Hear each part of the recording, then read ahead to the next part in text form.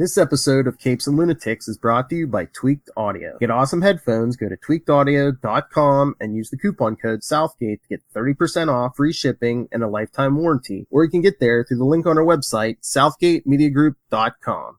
Fight me, nerd. Thank you, Lilith Hellfire. Hello, everyone, and welcome back to Before the Bat. Well, it used to be the Gotham podcast, now it's the Pennyworth podcast. I am Phil, and joining me tonight is no one.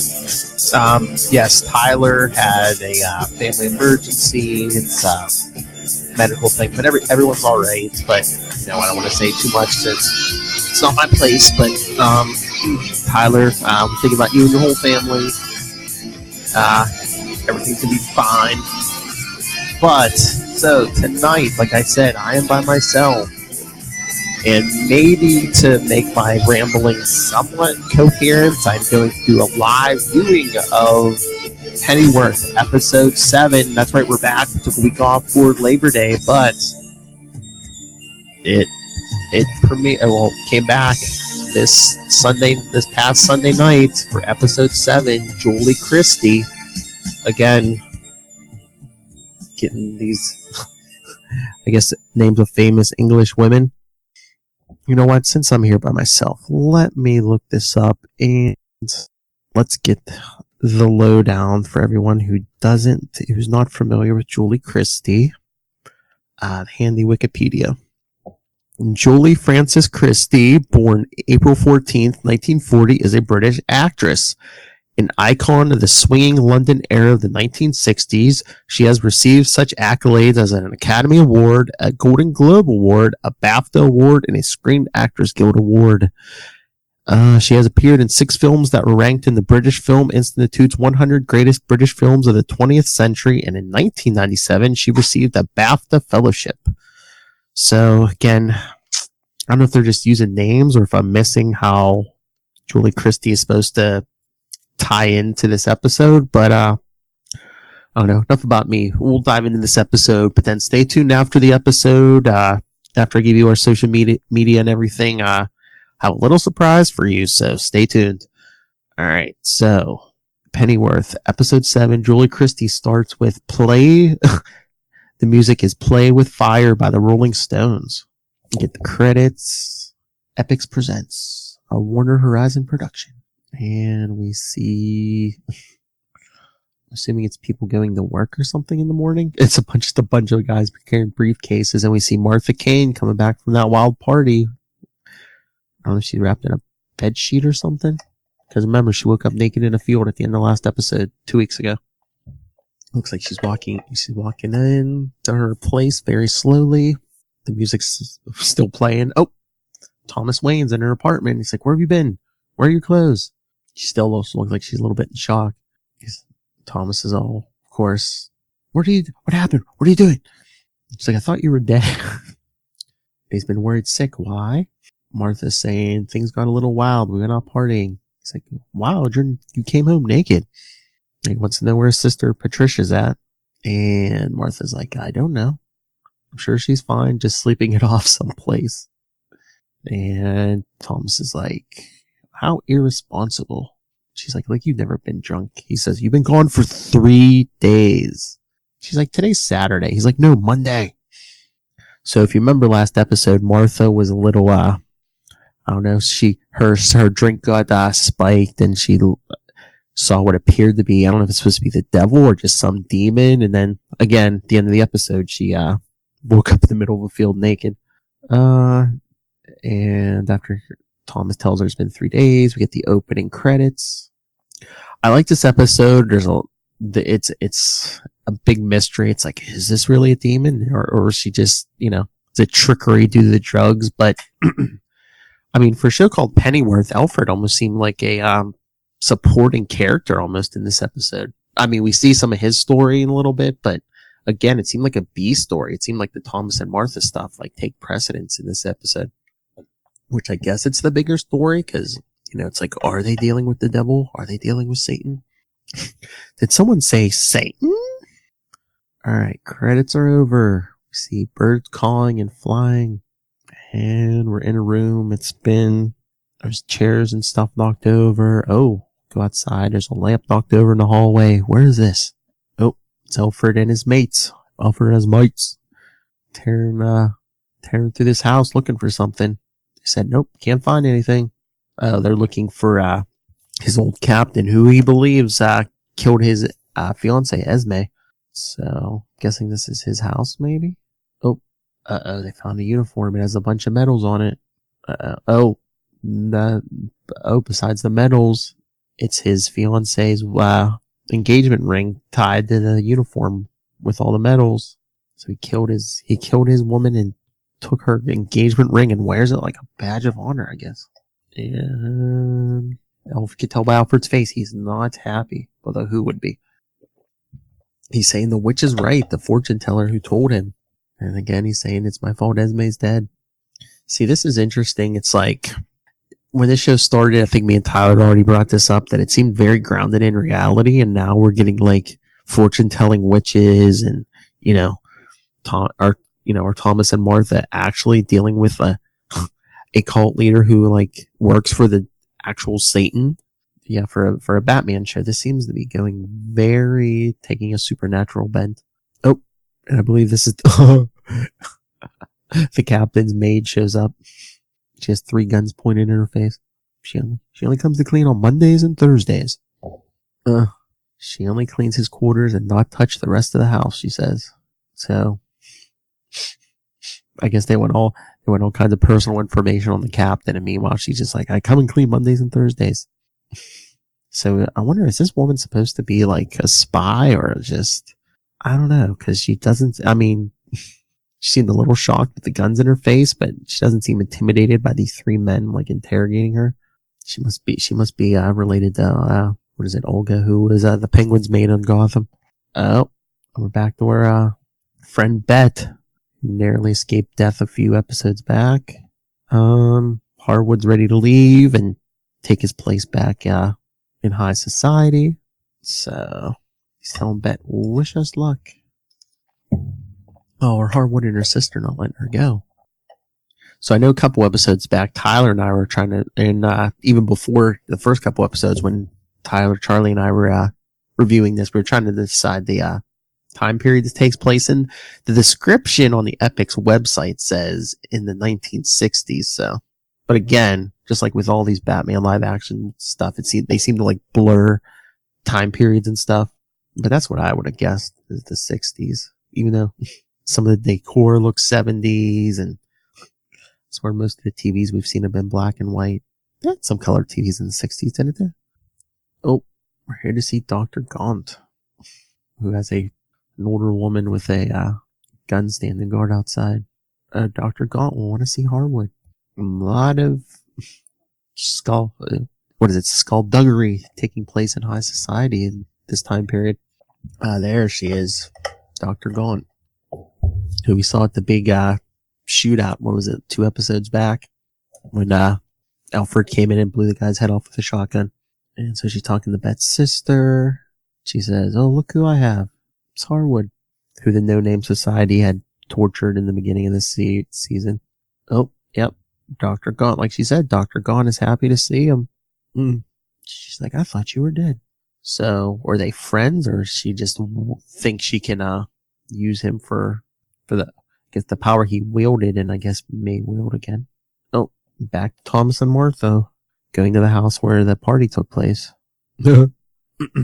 Thomas asked Martha for a favor last episode to watch his sister, because, she's a big drinker and partier, but now he's like, I can't believe I trusted you.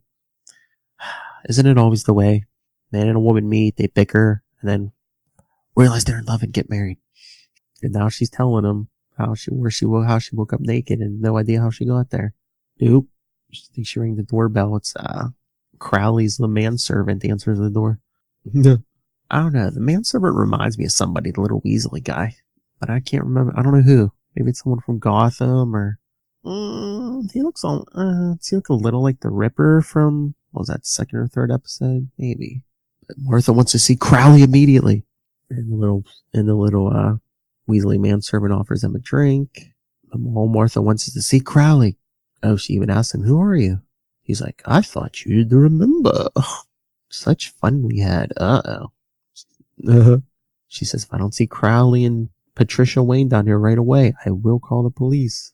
And he's like, no, don't do that. And in walks Crowley. How lovely to see you. He seems all happy to see, as he calls him, the very famous Thomas Wayne. Or the famous Thomas Wayne. Where's my sister? So last I was telling Tyler an episode or two back, I wonder if they're going to give us good reason why when the Waynes are killed, Patricia doesn't get custody of Bruce. Maybe she doesn't live past this series. The way she's partying, probably not. Especially if she's getting mixed up with Crowley. Because, again, he either works for the devil or he's a cult leader who wants people to think he's working for Satan. Satan? And Thomas and Martha are all angry. Meanwhile, Crowley's just sitting there, drinking either coffee or tea and having breakfast. Crowley's saying he wasn't even paying attention really during the party. And he's saying, if you want to call the police, go ahead. The inspector is a dear friend of mine. And Thomas is trying to calm Martha down and saying, let's not make a big deal out of this. Which, seeing as how he doesn't know where his sister is, I'm pretty sure Thomas is, he mentions it a couple times this episode, but he's more worried about his family name. I think he puts more, he finds more worth in the family name than his actual his sister herself. Now Martha's telling Thomas about the man with the goat head in the blood. And Crowley's like, well, he did have a wild time. Oh, and here comes Patricia. She seems all happy, and she comes in and hugs Thomas. And he wants to know if she's so cute. And he's like, oh, you're cute. You want to know if I was ravished by the devil. So, maybe Patricia remembers what happened, and she still doesn't care. Talk about your wild party girl. She's like, yeah, I slept with Satan. Satan? And I guess Patricia said Crowley's respectable, and Thomas is like, he's not respectable. And Crowley's like, what kind of host would I be if I let her be taken against her will? So Thomas wants to speak to Patricia in private. Crowley's like, yeah, go talk to him. He's family. Again, I just wonder what kind of life expectancy we'd expect from Patricia. Because again, we never hear about her in the Batman mythos, from the time the Waynes were killed and stuff, and just the way she's partying. Oh, then we're back to Dr. Gaunt and Harwood, which, except for that line, that fake news looks pretty good. Oh, never mind. Except for where it looks like it's fallen off a little bit, but that fake nose looks pretty good. Which, did they have good fake noses in the 60s? Again, it's a fictional DC universe, so I guess they can have anything. And of course, so I guess, this story takes place in England, so like every story we get like people like drinking coffee or tea and eating. Seems in most of these stories this episode. Again, it's like we're like almost 17 minutes in, and we got that one quick scene with Alfred and his friends looking for clues in the captain's house, and then running across the maid. But besides that, for the guy whose name's on this series, we really haven't seen much. We really don't see too much of this episode. So basically there's 3 storylines, and Alfred's isn't like the most involved storyline this episode. So I can't remember. I don't know if they showed it or not, but Harwood's walking with a cane now. Did he always need that cane, or is that from the beating he took from is it the No Name Society? Or oh no, wait, isn't Gaunt the No Name Society? Oh no, she's runs the Ravens, isn't it?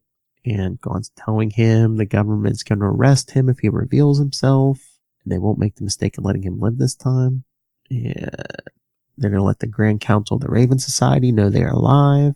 So I just wonder too, I think, again, Tyler and I have brought this up before, but are they using the Raven Society as a fill-in for the Court of Owls? Because, yes, the court is hundreds of years old, but I think they were more, they were pretty much anchored to Gotham for most of their history. So since this is England, because in the comics we get a Parliament of Owls that was more global, but that wasn't until pretty much present day.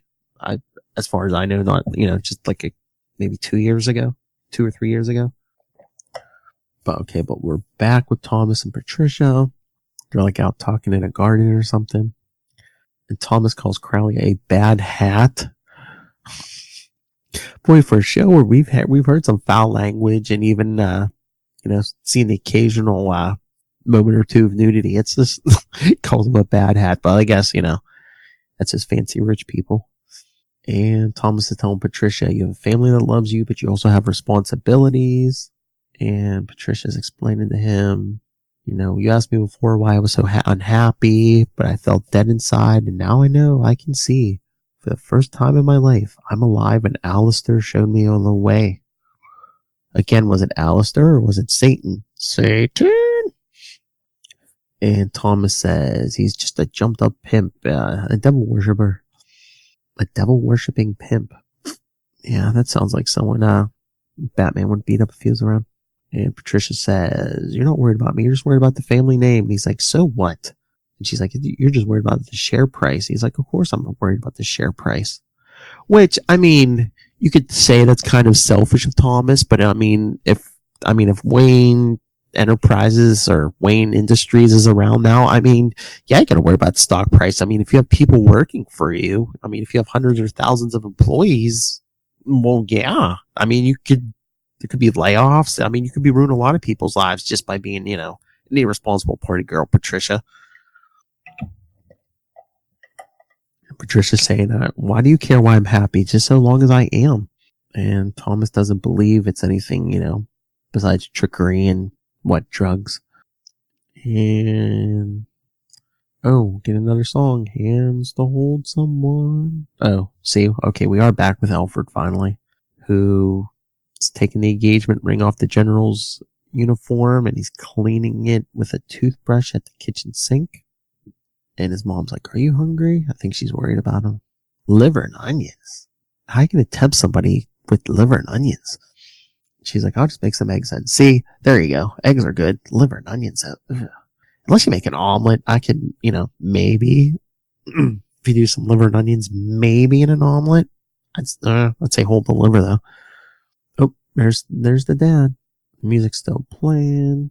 See, I thought his father was going to be all hard on him, through most of this, but after the first, I'd say, I don't know, the first 2 or 3 episodes, his father seemed to lighten up on him. Well, especially since, I think Esme started that whole thing, lightening the father up, and then when he died, I think the father just felt bad for him. Oh, his dad's putting down a towel on the kitchen table. I think he's going to show him how to clean the ring. Good.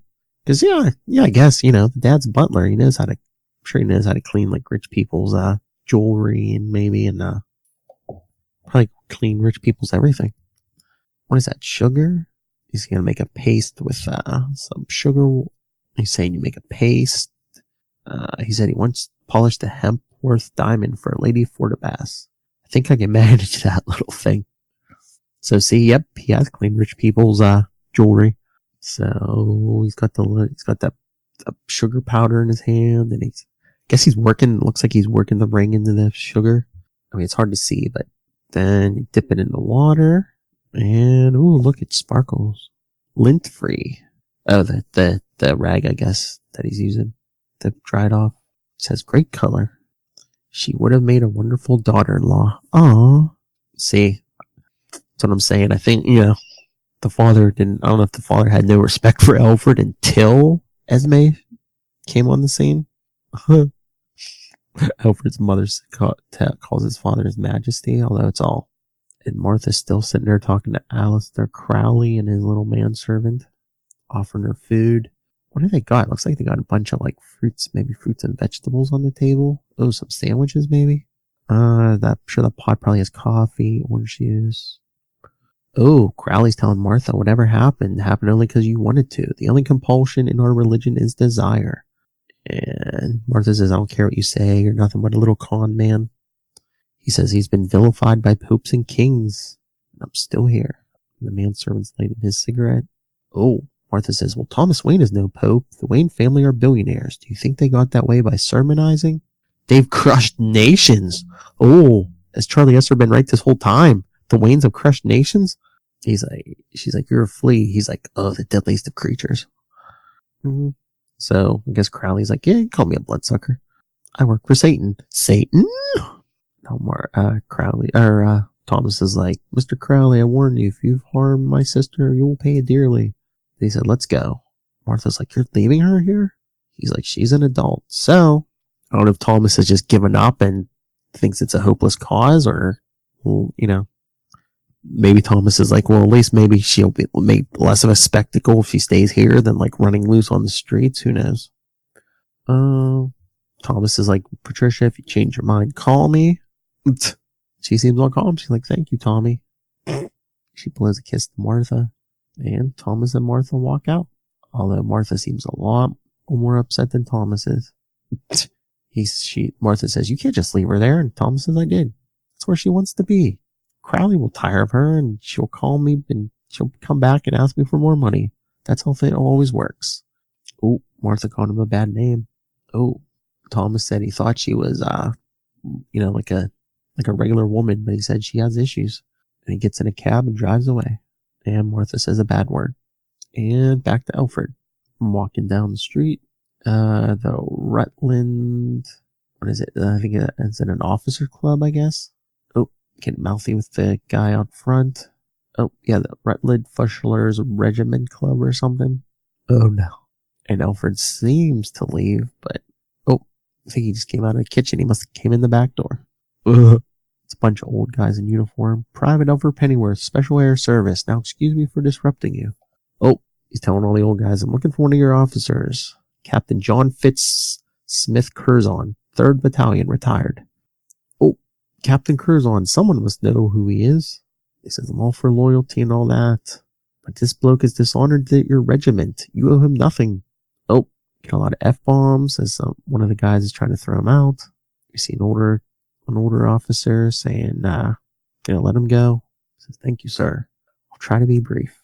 Now, your man Curzon killed my fiancée. Oh, right to the point. Her name was Esme Winnicus, 23. Never heard of fly. So he lays it right on the line, tells all these guys that the captain killed her. He's like, and the only reason he killed her is to get back at me for making a joke at his expense. His men laughed at him and they never forgave me. So he beat and strangled her to death. This man's put a black mark against the good name of your regiment.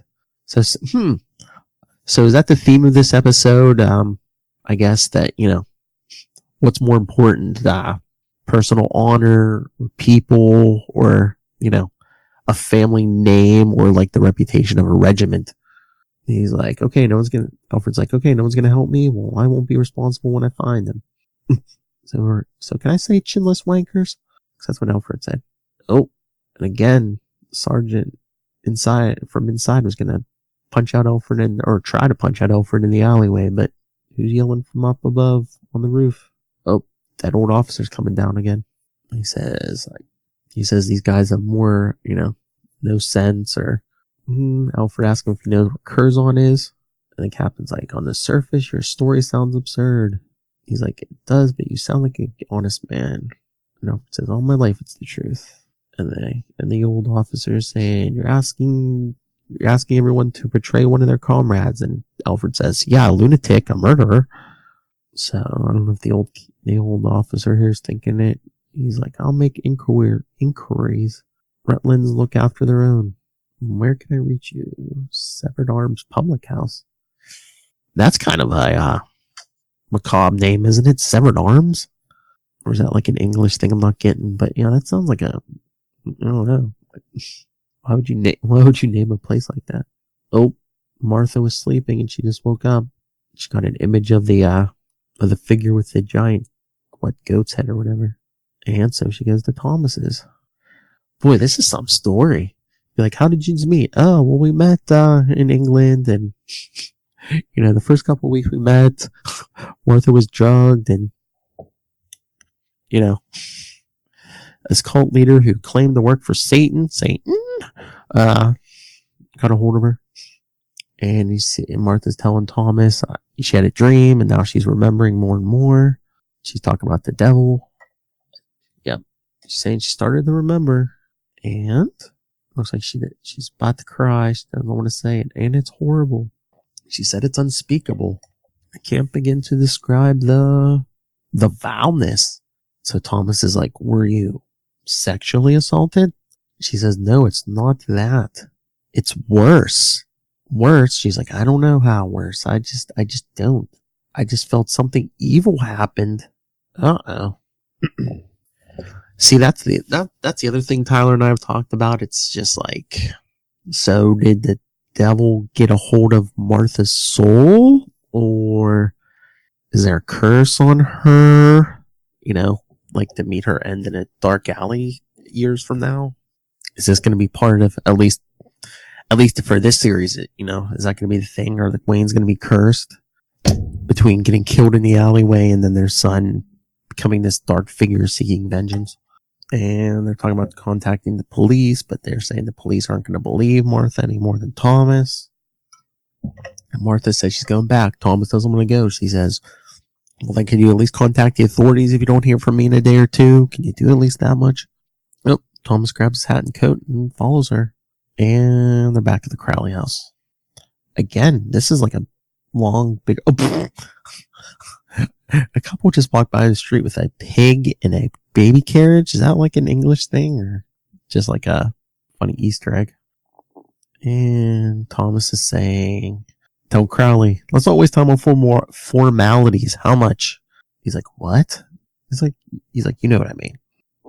And again, it looks like they have like food set out, this time on like a big dining room table. Is that all Crowley does is eat? I mean, he doesn't look that heavy, but he's like...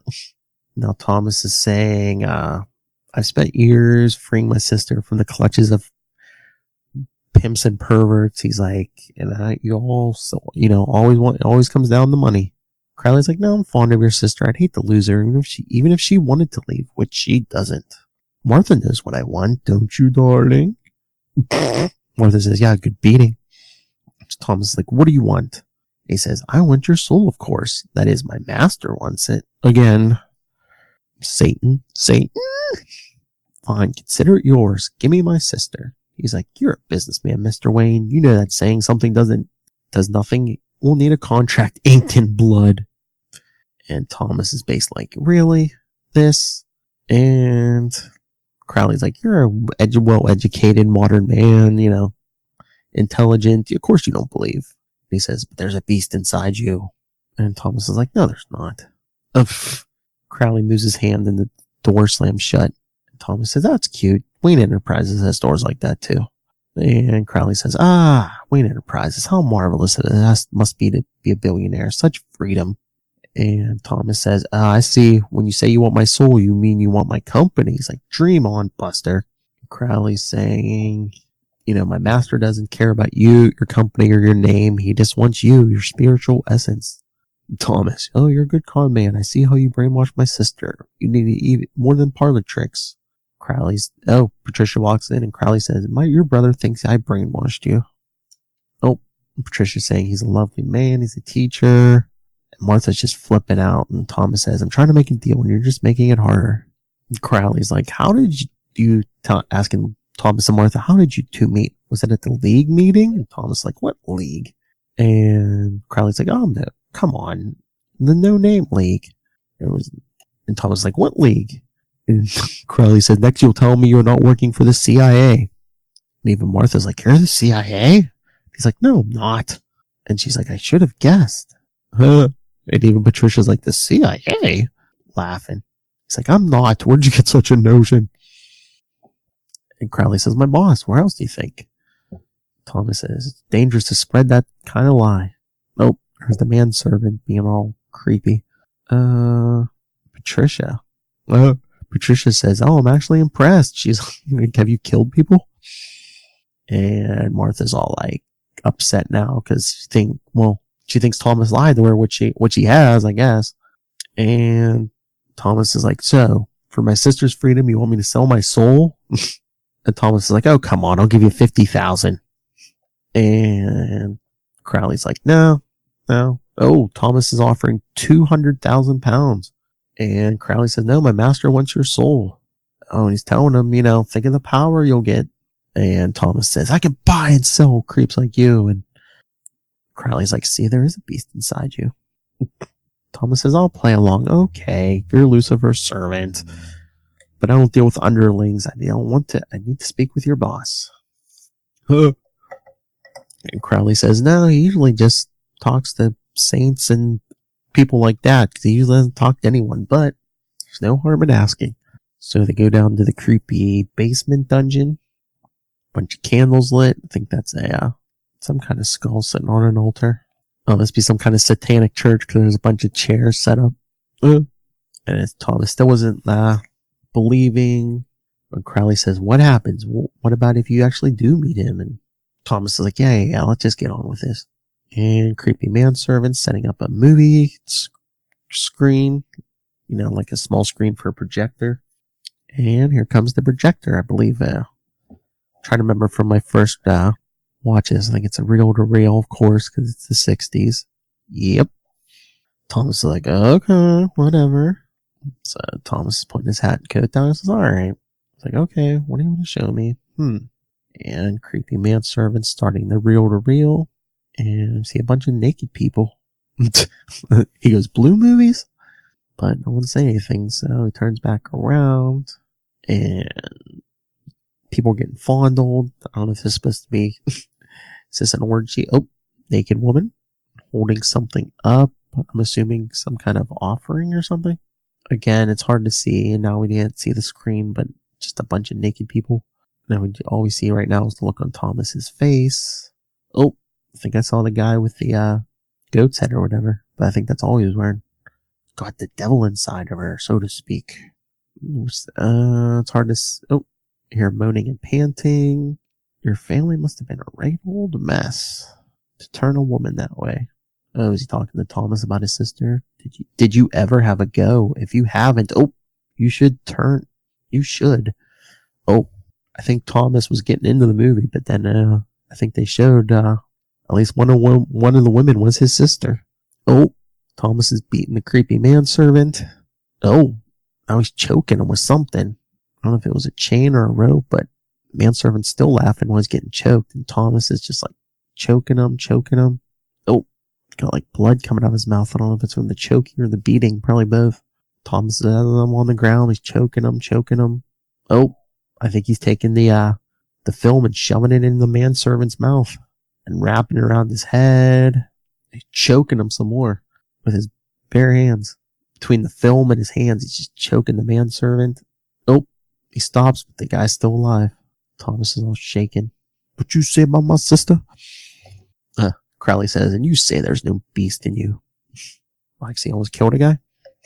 And the manservant who the closed captioning says is Jason is just moaning on the floor. Crowley says, tell me you didn't meet the devil.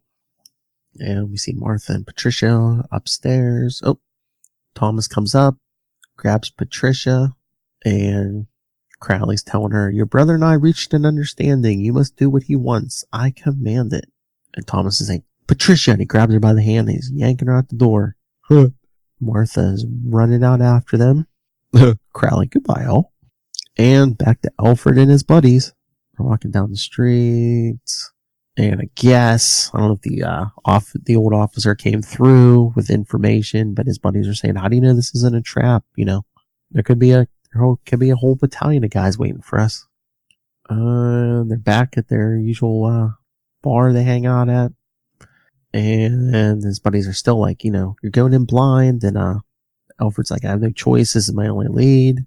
Oh, and the old bartender who we've seen since episode 2 or 3 comes over, pouring drinks. And Alfred said, oh, your daughter's not about? And he's like, oh, she's upset about you. And he's like, what's that about then? And Alfred, I couldn't tell you. Because I guess he can't tell her dad that they slept together that one time. And I don't think Alfred's really talked to her much since then. And they're like, okay, right. I don't know if the bartender bought it, but nope. That sergeant or whatever Alfred was like fighting with at the club comes in, hands him a piece of paper, which I'm assuming is Curzon's, your man will be there tonight, room 7. General Malcolm came through with the info.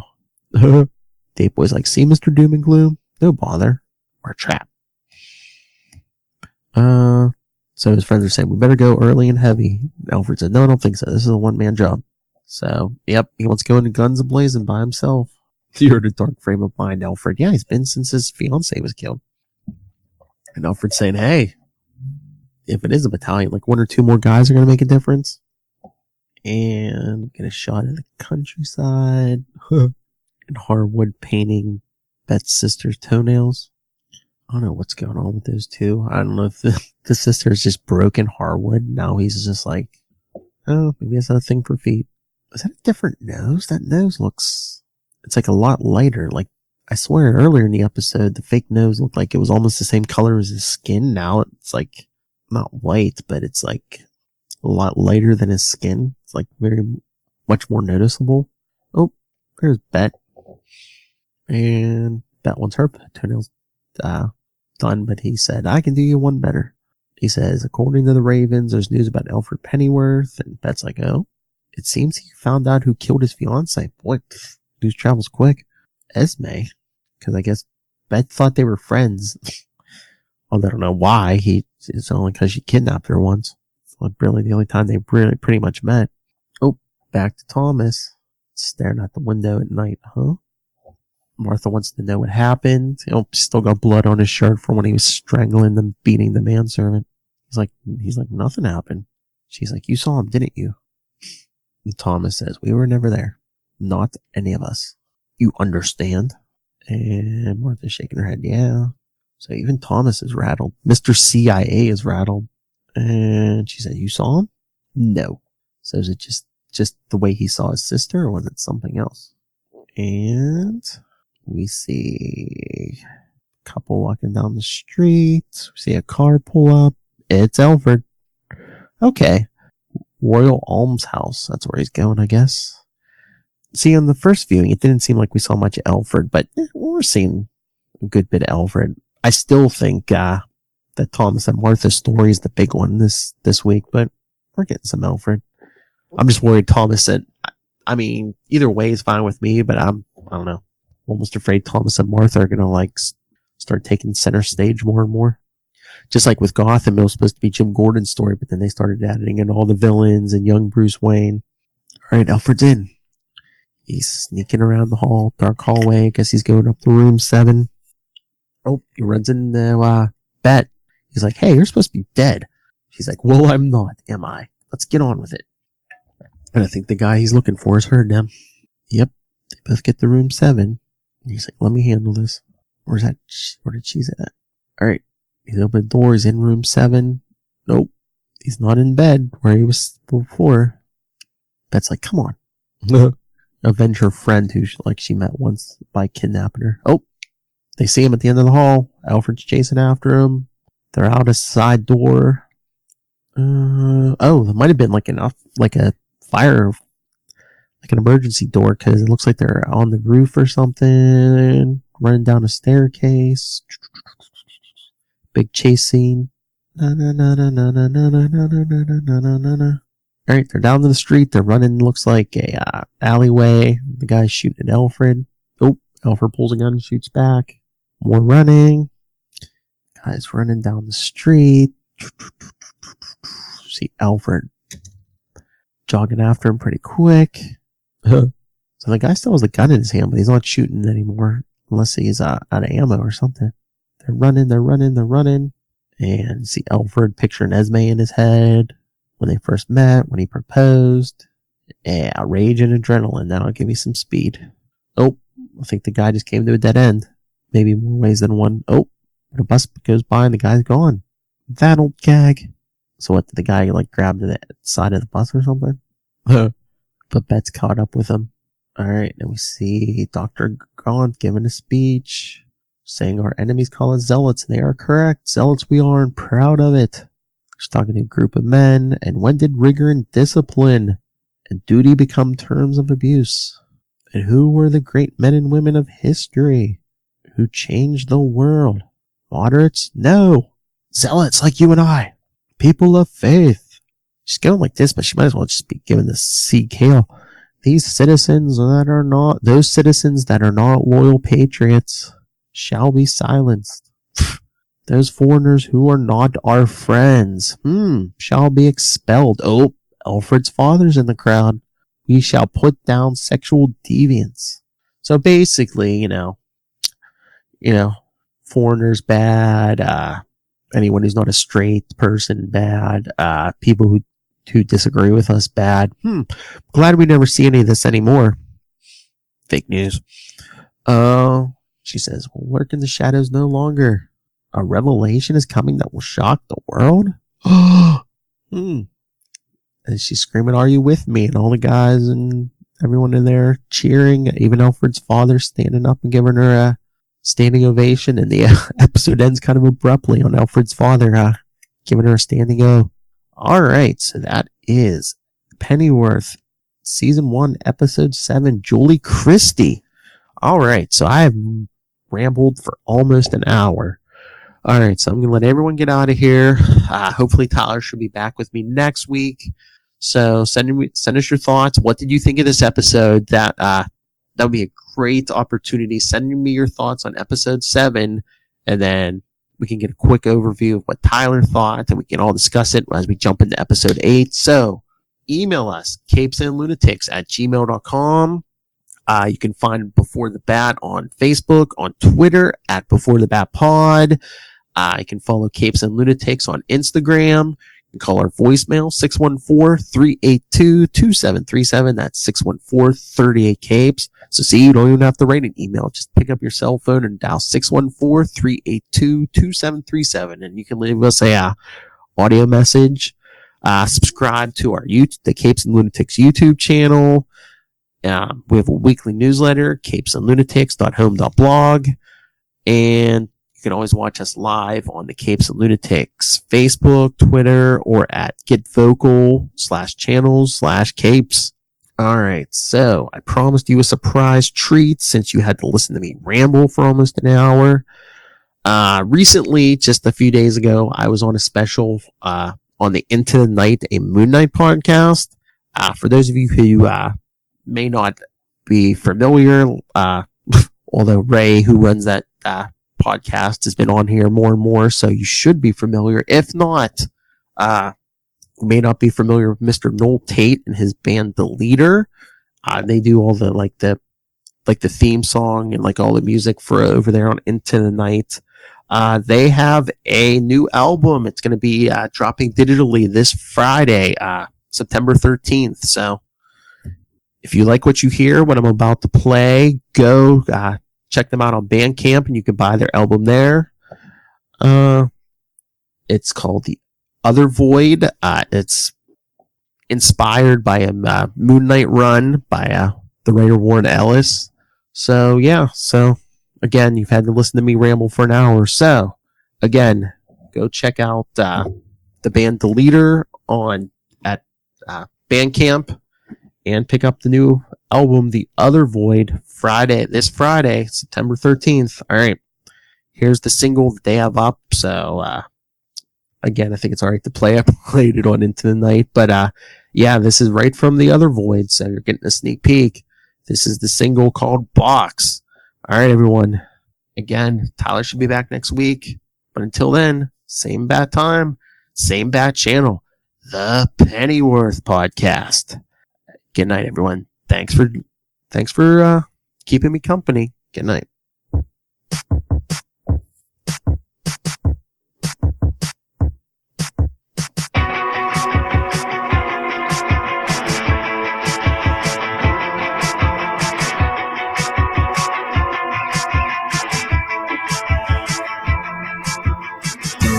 They are ghosts.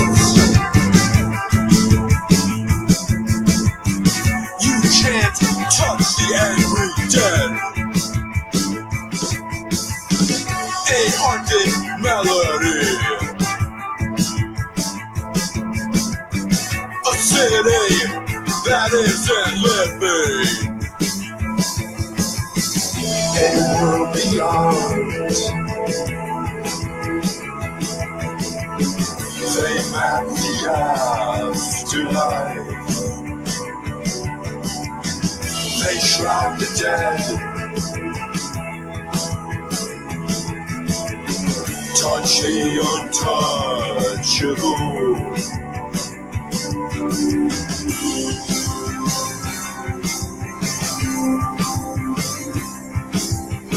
So here's the thing.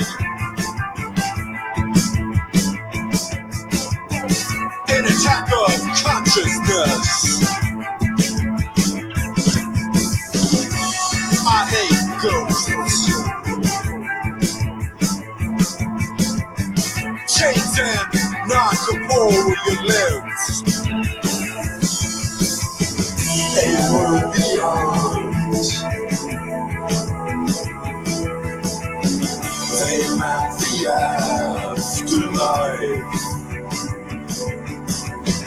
They shroud the dead. Punch the untouchable.